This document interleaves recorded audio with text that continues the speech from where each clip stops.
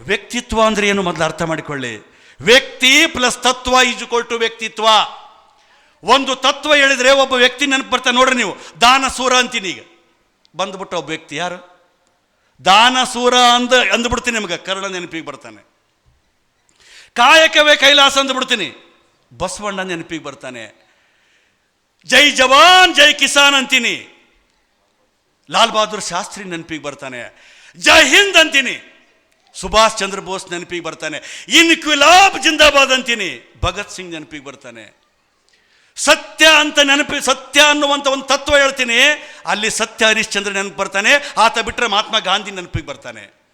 ವ್ಯಕ್ತಿ ಪ್ಲಸ್ ತತ್ವ ಈಜುಕೊಲ್ ಟು ವ್ಯಕ್ತಿತ್ವ. ಇಲ್ಲಿ ನಾನೇನು ಹೇಳ್ತಿದ್ದೆ, ಸುಳ್ಳು ಹೇಳಬೇಡ, ಕಳು ಮಾಡಬೇಡ, ಒಳ್ಳೆಯವರಾದಿ ಬಿಡಬೇಡ, ಮತ್ತೊಬ್ಬರ ಹೆಣ್ಮಕ್ಳಿಗೆ ಕೆಟ್ಟ ದೃಷ್ಟಿಯಿಂದ ನೋಡಬೇಡ ಅಂತ. ಇದು ವ್ಯಕ್ತಿತ್ವದ 4 ಆಧಾರ ಸ್ತಂಭಗಳನ್ನು ನಮ್ಮಮ್ಮ ನಾ ಸಣ್ಣವಿದ್ದಾಗ ಆಡಿಸ್ತಿದ್ಲು. ಈಗ ರಾಜಶೇಖರ್ ಡಾಕ್ಟರ್ ಕರ್ಕೊಂಬರಕೈತ್ರಿ, ಒಂದು ಟ್ಯಾಕ್ಟ್ರ್ ಬಂತು. ಈಗಿಲ್ಲಿ ಟ್ಯಾಕ್ಟ್ರ್ ಸೌಂಡೇ ಜಗ್ಗಿರ್ತದೆ. ಅದ್ರಾಗ ಮತ್ತೆ ಟೇಪ್ ರಿಕಾರ್ಡ್ ಹಚ್ಚ, ನಾವು ಟೇಪ್ ರಿಕಾರ್ಡ್ ಹಚ್ಚಿದ. ಆ ಟೇಪ್ ರಿಕಾರ್ಡ್ದಾಗ ಹಾಡು ಹಾಕ್ಯಾರ. ಶಿವ ಅಂತ ಹೋಗುತ್ತಿದ್ದೆ ರೋಡಿನಲ್ಲಿ, ಸಿಕ್ಕಾಪಟ್ಟೆ ಸಾಲ ಇತ್ತು ಲೈಫಿನಲ್ಲಿ, ಅರ್ಧ ಟ್ಯಾಂಕು ಪೆಟ್ರೋಲ್ ಇತ್ತು ಬೈಕಿನಲ್ಲಿ, ನೀ ಕಂಡೆ ಸೈಡಿನಲ್ಲಿ. ಮುಗಿತಲ್ಲ, ಸತ್ಯನಾಶ ಆಯ್ತು ಅಂತ. ಸಾಕವ ನಕ್ಕು ಬಿಟ್ರೆ ಸಾಕು. ಇತ್ತೀಚೆಗೆ ನಗಸ ಮಂದಿನೇ ಕಡಿಮೆ ಆಗ್ಯಾರ, ಬರೀ ಅಳಸ ಮಂದಿನೇ ತುಂಬ್ಯಾರ. ನಗುವುದು ಭೋಗ, ನಗಿಸುವುದು ಯೋಗ, ನಗದಿರುವುದು ರೋಗ. ಕೆಲವೊಂದು ನಗದಿಲ್ಲ, ಏನು ಕಟ್ಕೊಂಡು ಸಾಯ್ತೇವ ನಾವು. ಈ ಜಗತ್ತಿನ ಕತ್ತಿ ನಾಯಿ ಹಂದಿಗಳಿಗೆ ನಗಕ್ಕೆ ಬರೋದಿಲ್ಲ, ಮಾತಾಡಕ್ಕೆ ಬರೋದಿಲ್ಲ. ಮಾತನಾಡಲು ನಗಲು ಅಳಲು ಬರುವ ಏಕೈಕ ಪ್ರಾಣಿ ಈ ಜಗತ್ತಿನಲ್ಲಿ ಯಾವುದಾರಿದ್ರೆ ಮನುಷ್ಯೊಬ್ಬನೇ. ಭಗವಂತ ನಮಗೆ ಕೊಟ್ಟನ. ನಕ್ಕಂತ ನಗುವುದೇ ಸ್ವರ್ಗ, ಅಳುವುದೇ ನರಕ. ಬರೀ ಹತ್ತಗಂತ ಇದ್ರೆ ಆಗೋದಿಲ್ಲ. ಆ ಪರಿಸ್ಥಿತಿಯಲ್ಲಿ ನೋಡಿ, ಅರ್ಧ ಟ್ಯಾಂಕು ಪೆಟ್ರೋಲ್ ಇತ್ತು ಬೈಕಿನಲ್ಲಿ ಅಂತ ಹೇಳಿಬಿಟ್ಟ. ಇನ್ನೂ ಒಂದು ಮಾತು ಮುಂದೆ, 10th ಆದ್ಮೇಲೆ PUC ಸಿನಿಮಾ ಆಡಿದ್ದು. 10th ಆದ್ಮೇಲೆ PUC ಬರ್ತದೆ, ಸಂಡೇ ಆದಮೇಲೆ ಮಂಡೇ ಬರ್ತದೆ, ಕಾಲೇಜಿನ ಕಾರಿಡರ್ನಲ್ಲಿ ಕಾಲು ಜಾರ್ತದೆ ಅಂತ ಹಾಡಿದು. ಬಿಗಿಟ್ಗೆ ಬಗ್ಗೆ ಹೆಂಗೆ ಜಾರ್ತದೆ? ಕರೆಕ್ಟಾ ಹೇಳೋದು? ಯುವಕರು ನೋಡಿ, ನಮ್ಮ ಎಳೆಯರ ಭಾವನೆಗಳನ್ನು ಸ್ವಾಮೀಜಿಯವರು ಭಾಳ ಜಾಣರಿದ್ದಾರೆ. ಇದು ಭಾಳ ಅವಶ್ಯಕತೆ ಇದೆ. ಈಗ ನಿಮ್ಮ ಮಕ್ಕಳನ್ನು ನೋಡಿ, ಇಂಥ ಸಮಾಜದಲ್ಲಿ, ನಮ್ಮ ಕಲುಷಿತ ವಾತಾವರಣದಲ್ಲಿ ನಮ್ಮ ವಸ್ತುಗಳನ್ನು, ನಮ್ಮ ಮಕ್ಕಳನ್ನು, ನಮ್ಮ ಎಳೆಯರ ಭಾವನೆಗಳನ್ನು ತಿದ್ದಿ ಸಂಸ್ಕರಿಸದೆ ಹೋದರೆ, ಶಿಕ್ಷಣ ಒಂದೇ ಇದ್ದರೆ, ವಿದ್ಯಾವಂತರೊಬ್ಬರೇ ಇದ್ದರೆ, ಸಂಸ್ಕಾರ ರಹಿತ ವಿದ್ಯಾವಂತರಿಂದ ಭಯಾನಕ ಸಮಾಜ ಸೃಷ್ಟಿಯಾಗ್ತದೆ. ಮಠಮಾನ್ಯಗಳು ಸಂಸ್ಕಾರ ಕಲಿಸ್ತವೆ. ಅದಕ್ಕೆ ಯುವಕರು ಹೆಂಗಿರಬೇಕಂತ ಒಂದು ದಿಕ್ಸೂಚಿ ಭಾಷಣ ಮಾಡಿಸಿದರೆ ಒಂದು 4-6 ಜನ ಆದರೂ ಕೂಡ ಉದ್ಧಾರ ಆದೀತು ಅನ್ನುವಂಥ ಕಲ್ಪನೆ ಇದರಿಂದ ಇದೆ ಅನ್ನುವಂಥ ಮಾತು. ಯಾಕೆ ಈ ಮಾತು ಹೇಳ್ತೀನಿ ಅಂದರೆ, ಸಾಹಿತ್ಯ ರುಚಿ ಇದ್ದರೆ ಸಾಲದು, ಶುಚಿಯಾಗಿರಬೇಕು. ಶುಚಿಯಾದ ಸಾಹಿತ್ಯ, ರುಚಿಯಾದ ಸಾಹಿತ್ಯ ಯಾವುದಾದ್ರೂ ಇದ್ದರೆ ಅದು ವಚನ ಸಾಹಿತ್ಯ, ಅದು ತತ್ವಪದ ಸಾಹಿತ್ಯ, ಅದು ಜನಪದ ಸಾಹಿತ್ಯ. ಒಂದೊಂದು ವಚನ ನಿಮ್ಮ ಮಕ್ಕಳಿಗೆ ಕಲಿಸ್ರಿ, ನೀವು ಕಲೀರಿ ಮೊದಲ. ಯಾಕೆಂದರೆ ಈ ಜಗತ್ತಿನಲ್ಲಿ ಎಲ್ಲ ಸುಧಾರಿಸಿದೆ, ಮನುಷ್ಯನನ್ನು ಹೊರತುಪಡಿಸಿ. ಜಗತ್ತಿನ ಎಲ್ಲ ಸುಧಾರಣೆ ಆಗ್ಯದ, ಮನುಷ್ಯ ಮಾತ್ರ ಸುಧಾರಣೆ ಆಗವಲ್ಲ. ಒಬ್ಬ ಹುಡುಗ, ಎಲ್ಲ ಕಡೆಗೆ ಹೇಳ್ತೀನಿ, ಮತ್ತೊಂದು ಸಲ ರಿಪೀಟ್ ಆದ್ರೆ ಆಗ್ಬೋದು, ಕೇಳಿದವರಿಗೆ ಬೇಜಾರು ಅನ್ಬೋದು. ಯಾಳಿಗೆ ಸರ್ ಭಾಳ ಸಲ ಇಲ್ಲಿ ಹೇಳ್ತಾನಂತೆ. ಒಬ್ಬ ಹುಡುಗ ಭಾರತ ನಕಾಶೆ 15 ತುಂಡು ಮಾಡಿತ್ತಂತ. ತಂದೆ ಬಂದು ಕೇಳಿದ್ನಂತ, ಮಗನೇ ಭಾರತ ನಕಾಶೆ 15 ತುಂಡು ಮಾಡಿದಿ, ನೀನೇ ಅರ್ದಿದ್ದಿ, ನೀನೇ ಸರಿ ಮಾಡೋ ಅನ್ನಂತ. ಅವಾಗ ಮಗ ಅನ್ನಂತ, ಎದಕ್ಕೆ ಕಬ ಮಾಡ್ತಿ, ಯಾಳಿಗೆ ಸರ್ ಕಬ ಮಾಡಿದಂಗೆ ಸ್ವಲ್ಪ ಮೆಲ್ಲಕ್ಕೆ ಮಾತಾಡೋದು. 5 ನಿಮಿಷ ಟೈಮ್ ಕೊಡು, ನಾ ಸರಿ ಮಾಡ್ತೀನಿ ಅಂದಂತೆ. 5 ನಿಮಿಷದಲ್ಲಿ 15 ತುಂಡಾದಂಥ ಭಾರತ ನಕಾಶೆ ಮಗ ಸರಿ ಮಾಡಿದ್ನಂತೆ.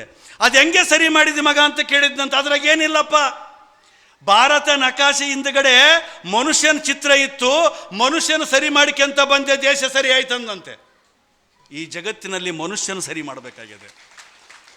ಮನುಷ್ಯನ ಸರಿದಾರಿಗೆ ತರುವಂಥದ್ದೇ ಮಠ ಕೆಲಸ, ನಮ್ಮಂಥ ಮಾಸ್ತರ್ಗಳ ಕೆಲಸ, ಶಿಕ್ಷಣದ ಕೆಲಸ. ಹಾದಿ ತಪ್ಪದಂತೆ ಕಾಪಾಡಿಕೊಂಡು ಹೋಗೋದೇ ಈ ಸಮಾಜದಲ್ಲಿ ಉತ್ತಮ ಸಮಾಜ ನಿರ್ಮಾಣಕ್ಕೆ ಆಗ್ತದೆ. ಯಾಕೆಂದರೆ ಸಾಕಿದ ನಾಯಿ ಮೋಸ ಮಾಡುವುದಿಲ್ಲ, ನಿಷ್ಠೆಯಿಂದ ಮನೆ ಕಾಯುತ್ತದೆ. ಬೆಳೆಸಿದ ಕತ್ತೆ ದ್ರೋಹ ಬಗೆಯುವುದಿಲ್ಲ, ಪ್ರಾಮಾಣಿಕವಾಗಿ ದುಡಿಯುತ್ತದೆ.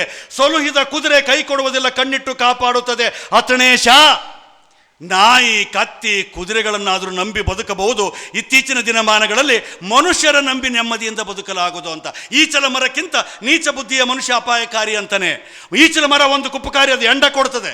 ಅದಕ್ಕಿಂತ ಡೇಂಜರ್ ಯಾರು ಅಂದರೆ ಇವುದ ಕಾಯಿ ಹೊಡಿತೀರಿ. ಇಲ್ಲಿ ಕಾಯಿ ಹೊಡಿತಿರಲ್ಲ, ಕಾಯಿ ಒಳಗ ಒಂದಿಷ್ಟು ಕೊಬ್ಬರಿ ಇರಬೇಕು, ಕೊಬ್ಬರಿ. ಈ ಕಾಯದೊಳಗೊಂದಿಷ್ಟು ಕಬರು ಇರಬೇಕು, ಕಬರು. ಅಷ್ಟೇ ನನ್ನ ಮಾತು. ನಿಮ್ಮ ಭವಿಷ್ಯ ನಿಮ್ಮ ಕೈಯಲ್ಲಿದೆ ವಿದ್ಯಾರ್ಥಿಗಳೇ. ನಮ್ಮಂಥ ಮಾತುಗಳು ಕೇವಲ ಪ್ರೇರಣೆ ಮಾತ್ರ ನಿಮಗೆ. ಒಬ್ಬ ಗುರುಗಳು ಕಟ್ಟಿ ಮೇಲೆ ಕುಂತಿದ್ರಂತೆ, ಸದಾಶಿವ ಸ್ವಾಮಿಯವರು ಕುಂತಂಗೆನೆ.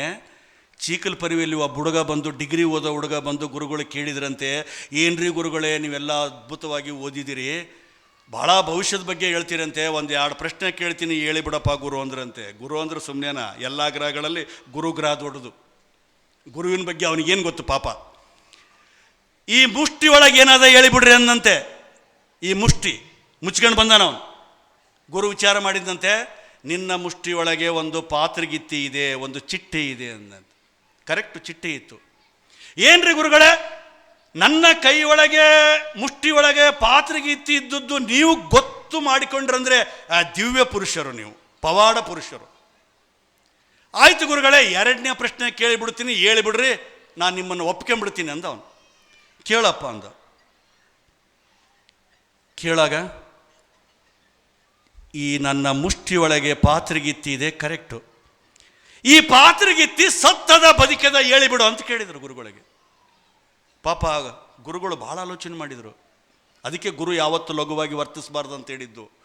ಯಾವಾಗ ಗುರು ಲಘುವಾಗಿ ವರ್ತಿಸ್ತಾನೆ, ಅದು ಯಾವುದೇ ಗುರು ಇರಲಿ, ಶಿಕ್ಷಾ ಗುರು, ದೀಕ್ಷಾ ಗುರು, ಮೋಕ್ಷಾ ಗುರು. ಒಂದು ಮಾತನ್ನು ಇಲ್ಲಿ ಸೇರಿಸಿ ಹೇಳ್ತೀನಿ. ಬಾಲಗಂಗಾಧರ ತಿಲಕನಿಗೆ ಪತ್ರಕರ್ತರು ಪ್ರಶ್ನೆ ಕೇಳಿದ್ರಂತೆ, ಏನ್ರಿ ಬಾಲಗಂಗಾಧರ ತಿಲಕರೇ, ಸ್ವಾತಂತ್ರ್ಯಕ್ಕಾಗಿ ಹೋರಾಟ ಮಾಡಕತ್ತೀರಿ, ನೀವೇನು ರಾಷ್ಟ್ರಪತಿ ಆಗ್ಬೇಕಂತ ಮಾಡೀರಾ, ಏನು ಮಂತ್ರಿ ಆಗ್ಬೇಕಂತ ಮಾಡೀರಾ, ಏನು ಪ್ರಧಾನಮಂತ್ರಿ ಆಗ್ಬೇಕಂತ ಮಾಡೀರಾ ಅಂತ. ಅವಾಗ ಬಾಲಗಂಗಾಧರ ತಿಲಕ್ ಅಂತಾರಂತೆ, ನಾನೇಕೆ ಪ್ರಧಾನಿ ಆಗಲಿ, ನಾನೇಕೆ ರಾಷ್ಟ್ರಪತಿ ಆಗಲಿ, ನಾನೇಕೆ ಮಂತ್ರಿ ಆಗಲಿ, ಎಲ್ಲರನ್ನೂ ತಯಾರು ಮಾಡುವ ಶಿಕ್ಷಕನಾಗ್ತೀನಿ ಅಂದ್ರಂತೆ. ಆ ವೃತ್ತಿಗೆ ನಾವು ಅಪವಿತ್ರತೆ ಮಾಡಬಾರದು ಅನ್ನೋ ಕಾರಣಕ್ಕೆ ಗುರು ಆಲೋಚನೆ ಮಾಡಿ ಹೇಳಿದ್ನಂತೆ. ಏನಂತ ಹೇಳಿದ್ರು ಸದಾಶಿವ ಸ್ವಾಮಿಗಳು, ಏ ತಮ್ಮ, ಆ ಚಿಟ್ಟೆ ನೋಡಿ ಬದುಕದ ಅಂತ ಹೇಳಿಬಿಟ್ರೆ ಗುರುಗಳು ಬೆರಳನ್ನ ಒತ್ತಿ ಬಿಡುತ್ತಾನೆ, ಸತ್ತು ಬಿಡುತ್ತದೆ. ಸತ್ತದ ಅಂತ ಹೇಳಿಬಿಟ್ರೆ ಬೆರಳನ್ನ ಸಡಿಲಿಸಿ ಬಿಡ್ತಾನೆ, ಆರಿ ಬಿಡುತ್ತದೆ. ಗುರುಗಳು ಸತ್ತದ ಅಂತ ಹೇಳ್ಬೇಕಾ, ಬದುಕದ ಅಂತ ಹೇಳ್ಬೇಕಾ? ಗುರುಗಳು ಅಂದ್ರೆ ಸುಮ್ಮನೆನಾ? ಆ ಚಿಟ್ಟೆಯ ಭವಿಷ್ಯ ನಿನ್ನ ಕೈಯಲ್ಲಿದೆ ಅಂದ್ರಂತೆ. ಮಕ್ಕಳೇ, ಸಾಧನೆ ಅನ್ನೋದು, ರ್ಯಾಂಕ್ ಅನ್ನೋದು, IAS ಅನ್ನೋದು, IPS ಅನ್ನೋದು, KS ಅನ್ನೋದು, ತಹಸೀಲ್ದಾರ್ ಆಗೋದು, DC ಆಗೋದು, ಅದು ನಿಮ್ಮ ಕೈಯಲ್ಲೇ ಇದೆ. ನಿಮ್ಮ ಏಳಿಗೆಗೆ ನೀವೇ ಶಿಲ್ಪಿಗಳಾಗಬೇಕು. ನಿಮ್ಮ ಬದುಕನ್ನು ನೀವೇ ರೂಪಿಸ್ಕೊಳ್ಬೇಕು. ಹೆಣ್ಮಕ್ಳೇ, ನಿಮಗೆ ಹೇಳಕತ್ತೀನಿ, PUC ಫೇಲ್ ಆಗಿಬಿಟ್ರೆ ಭಾಳ ಜನರ ಮನೆಯಾಗ ಹೆಂಗೆ ಫೇಲ್ ಆಗಿದಲ್ಲ ಬಿಡಮ್ಮ ಅಂತ ಮದುವೆ ಮಾಡಿಬಿಡ್ತಾರೆ. ಇನ್ನೂ ಕೆಲವ್ರ ಮನೆಗೆ ಡಿಗ್ರಿ ಓದೋರ ಮನೆಗೆ ಅಂತಿರ್ತಾರೆ. ದಯಮಾಡಿ ಅನ್ನೋರಿಗೆ ನೀವು ಉತ್ತರ ಕೊಡ್ರಿ. ಈಗೆಲ್ಲ ನೀವು ಚಾಲೆಂಜಿಂಗ್ ತಗೊಳ್ರಿ. ಏನು ಓದ್ತಿದ್ದಿ, ಏಟು ಓದಿದ್ರಿ, ಏನು ಮುಸ್ರಿ ತಿಕ್ಕ ತಪ್ತದನಂತ ಕೇಳ್ತಾರೆ. ಏನು ಭಾರಿ DC ಆತನಂತ ಕೇಳ್ತಾರೆ. ನೀವು ಉತ್ತರ ಕೊಡಬೇಕು. ನಾನು ರಂಗಮಂದಿರದಲ್ಲಿ ರಾಯಚೂರಿನಲ್ಲಿ ಅದೇ ಮಾತಾಡಿ ಬಂದಿನಿ ಮೊನ್ನೆ. ನೀನೇನು DC ಆತನಂತ ಯಾರು ಕೇಳ್ತಾರೆ, ಮತ್ತು ರಾಯಚೂರಿನ DC ಯಾರು ಅಂತ ಕೇಳ್ರಿ ಅವರಿಗೆ. ರಾಯಚೂರಿನ DC ಒಬ್ಬ ಹೆಣ್ಮಗಳಿದ್ದಾಳೆ, ಹೋಗ್ಲಿ ಬಿಡಮ್ಮ. ಈ ದೇಶದ ರಾಷ್ಟ್ರಪತಿ ಯಾರು ಅಂತ ಕೇಳಿಬಿಡಿ. ಈ ದೇಶದ ರಾಷ್ಟ್ರಪತಿ ದ್ರೌಪದಿ ಮುರ್ಮು ಒಬ್ಬ ಹೆಣ್ಮಗಳಿದ್ದಾಳೆ. ಅದಕ್ಕೆ ಈ ದೇಶದಲ್ಲಿ ಎಲ್ಲ ಅನುಕೂಲ ಇವೆ.